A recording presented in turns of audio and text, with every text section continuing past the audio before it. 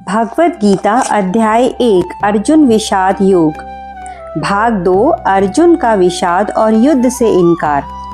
नमस्कार मित्रों, पिछले भाग में हमने देखा कि अर्जुन अपने प्रियजनों को देखकर विचलित हो गए।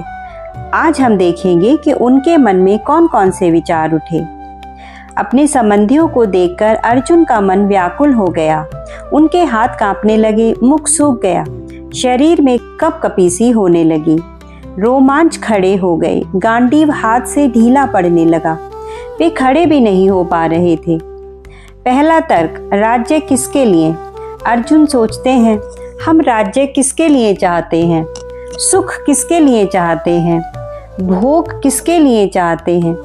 जब जिन लोगों के लिए ये सब चाहिए वे युद्ध में ही मारे जाएंगे तो फिर राज्य का क्या लाभ?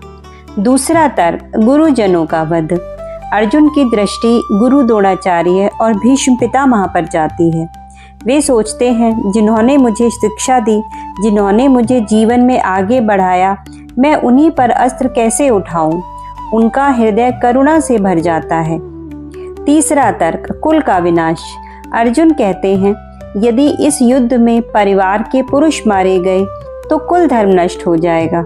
धर्म नष्ट होगा तो समाज में अराजकता बढ़ेगी, संस्कार समाप्त होंगे, आने वाली पीढ़ियां प्रभावित होंगी। यह केवल व्यक्तिगत दुख नहीं है, अर्जुन समाज के भविष्य की भी चिंता कर रहे थे। चौथा तर्क, पाप का भय।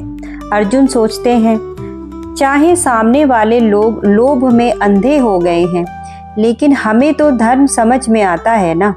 यदि हम भी वही करें जो वे कर रहे हैं तो हम में और उनमें क्या अंतर रह जाएगा? अर्जुन का अंतिम निर्णय। इन सब विचारों के बाद अर्जुन का मन पूरी तरह से टूट जाता है। वह श्री कृष्ण से कहते हैं, मैं युद्ध नहीं करूंगा। उनका गांडीव हाथ से छूट जाता है, वे रथ में बैठ जाते हैं। उनका उत्साह समाप्त हो चुका है। क्या अर्जुन कायर थे?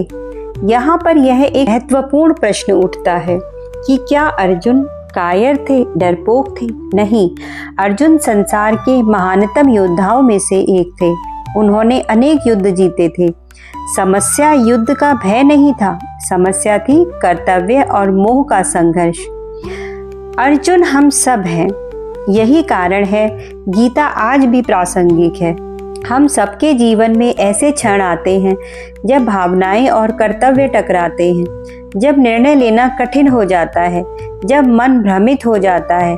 उस समय हम भी अर्जुन बन जाते हैं। प्रथम अध्याय ने हमें क्या सिखाया? प्रथम अध्याय हमें युद्ध नहीं सिखाता। ये हमें बताता है कि ज्ञान प्राप्त करने से पहले मनुष्य को अपने भ्रम का सामना करना पड़ता है, अपने डर का सामना करना पड़ता है। अर्जुन का विषाद ही गीता के ज्ञान का द्वार बना। यदि अर्जुन प्रश्न न पूछते तो शायद संसार को गीता का अमूल्य ज्ञान कभी नहीं मिलता। अगले अध्याय की भूमिका। अब अर्जुन शोक से भर चुके हैं। उन्होंने अपने अस्त्र रख दिए हैं और यहीं से भगवान श्री कृष्ण बोलना प्रारंभ करेंगे।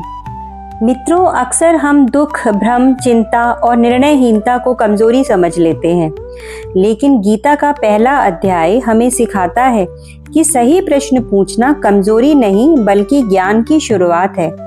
अर्जुन इसलिए महान नहीं बने कि वे कभी विचलित नहीं हुए।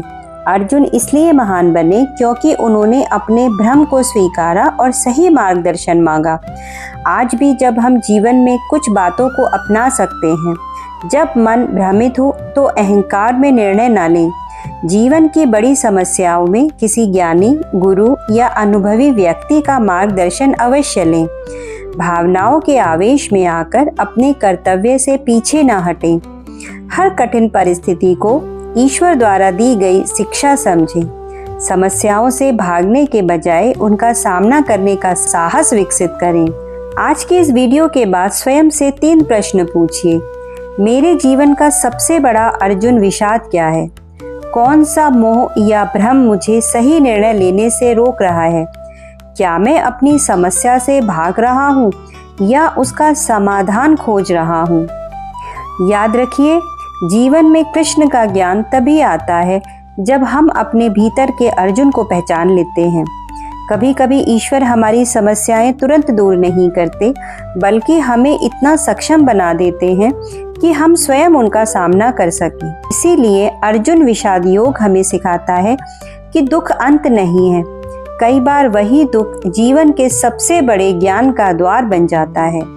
जय श्री कृष्णा। हरि ओम तत्सत।